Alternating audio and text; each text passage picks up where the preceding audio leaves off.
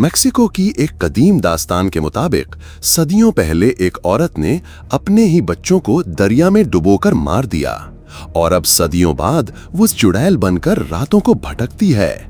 लोग उसे ला लोरोना कहते हैं। 1673 का साल था। मेक्सिको के सरसब्ज मैदानों में सूरज की किरणें बिखर रही थीं। गांव से दूर एक खुशहाल खानदान खेतों में खेल रहा था। माँ का नाम अनाबेला था और इसके 3 बेटे जो हंसी खुशी में एक दूसरे का पीछा कर रहे थे। सबसे छोटा बेटा मिगुएल भागता हुआ अपनी माँ के पास आया। इसके नन्हे हाथों में लकड़ी के एक छोटे से टुकड़े में खूबसूरत मोती पिरोए हुए थे। ये एक हार था। माँ, ये आपके लिए है, उसने मुस्कुराते हुए कहा। अनाबेला की आंखों में मोहब्बत और फख्र चमक उठा। उसने हार को अपने गले में पहना और मगवील को गले लगाया। मेरे बेटे, ये मेरे लिए दुनिया का सबसे कीमती खजाना है, उसने नरमी से कहा। मैं इसे हमेशा अपने पास रखूंगी। ये एक ऐसी बात थी जो बाद में एक दर्दनाक वादा बन गई। कुछ देर बाद मगवील तन्हा एक पहाड़ी पर चढ़ रहा था। वो अपने भाई के साथ बहते हुए पानी के किनारे खेल रहा था जब अचानक उसकी नजर उसकी माँ पर पड़ी। उसने देखा कि उसकी माँ का हाथ उसके बड़े भाई के सर पर था और वो उसे पानी में जोर से डुबो रही थी। उसका भाई हाथ पैर मार रहा था लेकिन उसकी मुज़ाहमत बेकार थी। खौफजदा होकर मगवील पीछे हटा और भागने लगा। उसके दिल की धड़कन उसके कानों में गूंज रही थी। वो दौड़ता रहा। उसकी आंखों में आंसू थे, लेकिन फिर एक हाथ ने उसे पकड़ लिया। वो अपनी माँ के हाथों में था, जिसकी आंखें अब बेजान लग रही थीं। उसने उसे भी पानी में धकेल दिया। नदी का पानी ठंडा और गहरा था और मगवेल की आखिरी याद उसकी माँ का वो खाली चेहरा था, जिसमें अब किसी भी मोहब्बत का शायबा नहीं था। 300 साल बाद 1973 के लॉस एंजलिस में एक सिंगल मदर एना टेट चाइल्ड सर्विसेज की केस वर्कर के तौर पर काम कर रही थी। उसकी जिंदगी उसके 2 बच्चों क्रिस और सैम और अपने काम के दरमियान बट चुकी थी। एक दिन उसे एक गाहक पेट्रिशिया एल्वरीज के घर जाना पड़ा, जिसके 2 बच्चे मुसलसल स्कूल से गैर हाजिर थे। एना ने पेट्रिशिया के घर पर दस्तक दी तो उसे अजीबो-गरीब खामोशी मिली। अंदर से कोई आवाज नहीं आ रही थी। वो बार बार दस्तक देती रही, यहाँ तक कि पेट्रिशिया ने दरवाजा खोला। उसका चेहरा परेशान था। एना ने बच्चों के बारे में पूछा तो पेट्रिशिया ने इसे एक बंद दरवाजे की तरफ इशारा किया और कहा कि वो उनके लिए महफूज जगह है।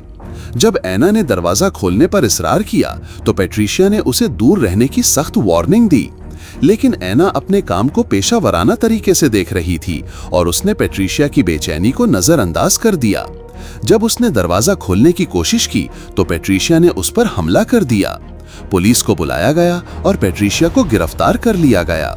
दरवाजा खोला गया तो एना को 2 छोटे लड़के कार्लोस और टॉमस अंदर बंद मिले। वो कमरे में अकेले नहीं रहना चाहते थे। उन्होंने एना से इल्तिजा की कि उन्हें यहीं रहने दे, क्योंकि ये जगह उन्हें किसी नामालूम खतरे से बचा रही थी। लेकिन एना ने उनकी बात को गैर संजीदगी से लिया और उन्हें चाइल्ड शेल्टर ले गई। वो ये नहीं जानती थी कि उसने उन्हें उनकी सबसे बड़ी हिफाजत से हटाकर एक खौफनाक खतरे में डाल दिया था। उस रात शेल्टर में टॉमस नींद में चलने लगा। उसके पीछे उसका भाई कार्लोस भी चल दिया। दोनों लड़के एक खुले दरवाजे की तरफ बढ़े, जहां उन्हें एक सफेद लिबास में मलबूस औरत नजर आई। वो अपने चेहरे को हाथों से छुपाए हुए थी और हिचकियां ले रही थी। अचानक उसने उन पर हमला कर दिया। उसकी चीख इतनी खौफनाक थी कि शेल्टर में मौजूद हर कोई जाग गया। अगली सुबह लड़कों को नदी में डूबा हुआ पाया गया।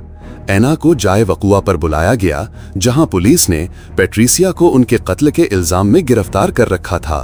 पेट्रिसिया ने चीखते हुए एना को कहा, "ये तुम्हारी गलती है, तुमने मेरे बच्चों को मुझसे छीन लिया।" पेट्रिसिया ने दावा किया कि वो एक शैतानी ताकत ला लोरोना से अपने बच्चों को बचाने की कोशिश कर रही थी। इसकी बातों को पागलपन समझकर नजरअंदाज कर दिया गया। एना अपने बच्चों क्रिस और सैन को भी साथ लाई थी, जो गाड़ी में इंतजार कर रहे थे। एना तहकीकात के लिए बाहर निकली। इसी दौरान क्रिस तजस्सुस में गाड़ी से बाहर निकल आया। उसने एक सफेद लिबास में एक औरत को देखा जो नदी के किनारे खड़ी रो रही थी। उसने इसके करीब जाने की कोशिश की, लेकिन अचानक उस औरत ने उसकी कलाई पकड़ ली। इसका हाथ बर्फ की तरह ठंडा था और इसके नाखून उसके गोश्त में धंस गए। क्रिस ने खौफजदा होकर चीख मारी और अपना हाथ छुड़ाने की कोशिश की। जैसे ही उसने अपना हाथ छुड़ाया, वो दौड़ता हुआ वापस गाड़ी की तरफ आया। ला लोरोना ने उसका ताक़ुब किया, लेकिन जब एना वापस आई तो वो गायब हो गई। अगले दिन एना अपने काम पर वापस आ गई, लेकिन उसका जहन मुसलसल पैट्रिसिया की बातों में उलझा हुआ था। इसी दिन ला लोरोना ने सैम पर भी हमला किया, जो घर के पिछवाड़े में खेल रहा था। वो भी अपनी कलाई पर इसी तरह के जलने के निशानात के साथ घर वापस आया।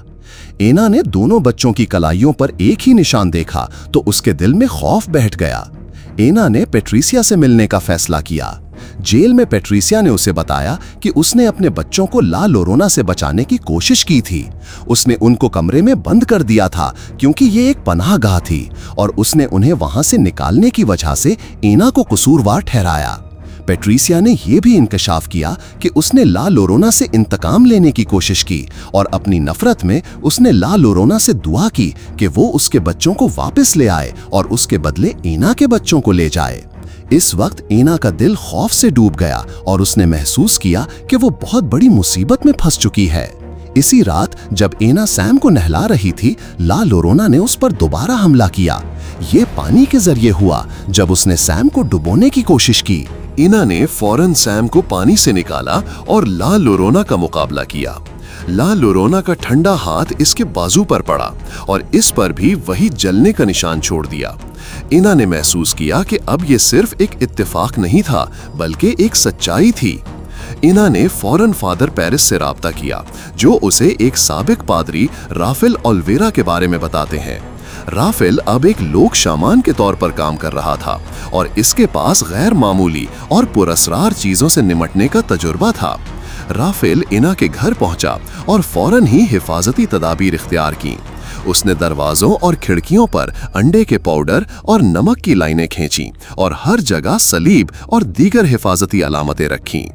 उसने एना को बताया कि ला लोरोना पानी में छुपी रहती है, जो इसकी ताकत का जरिया है। इस रात ला लोरोना ने उन पर शिद्दत से हमला किया। पहले वो घर की शीशों में नमूदार हुई, फिर दरवाजों को हिलाकर रख दिया। एना और इसके बच्चे खौफ से लरज रहे थे, लेकिन राफेल ने उन्हें यकीन दिलाया कि वो महफूज रहेंगे। ला लोरोना ने पानी का इस्तेमाल किया और वो पाइपों और नालों के जरिए घर में दाखिल हो गई।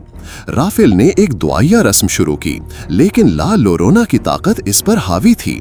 उसने एक बार फिर हमला किया।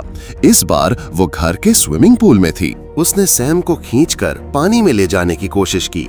एना ने सैम को बचाने की कोशिश की, लेकिन ला लोरोना उससे ज्यादा ताकतवर थी।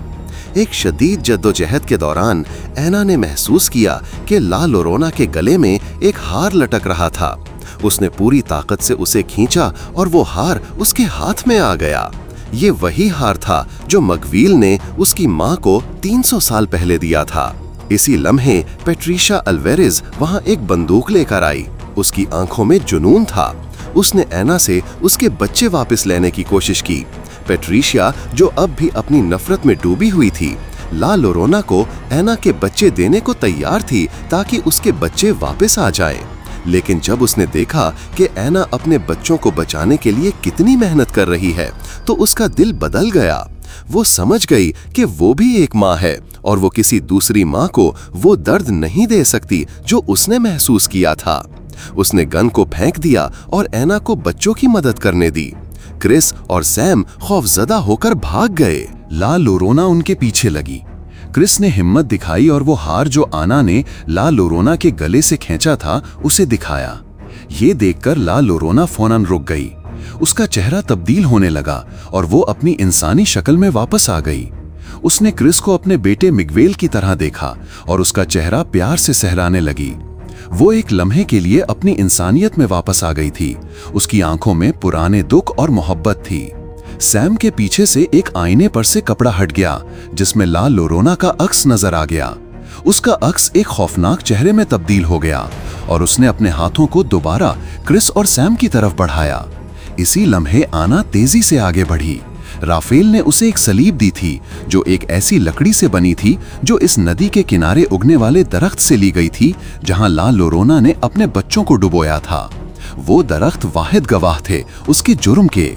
एना ने इस सलीब को ला लोरोना के सीने में घोंप दिया। ला लोरोना चीखने लगी। उसकी चीख इतनी खौफनाक थी कि हर कोई खौफ से कांप गया। उसका जिस्म हवा में तहलील होने लगा और फिर एक धुआं सा बनकर हमेशा के लिए गायब हो गया। सुबह हो चुकी थी। सूरज की रोशनी घर के हर कोने में फैल रही थी।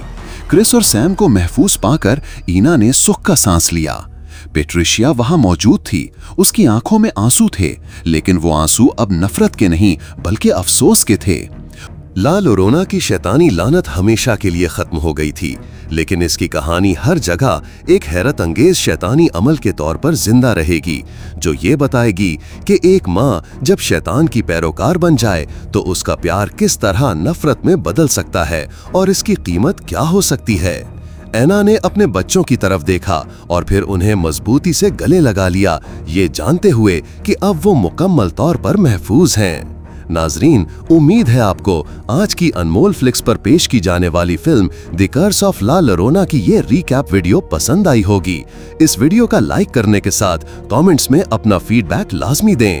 हमारे चैनल अनमोल फ्लिक्स को सब्सक्राइब कर लें ताकि ऐसी दिलचस्प मूवीज की रीकैप वीडियोस आप देख सकें। अगली वीडियो में फिर मुलाकात होगी। Good bye.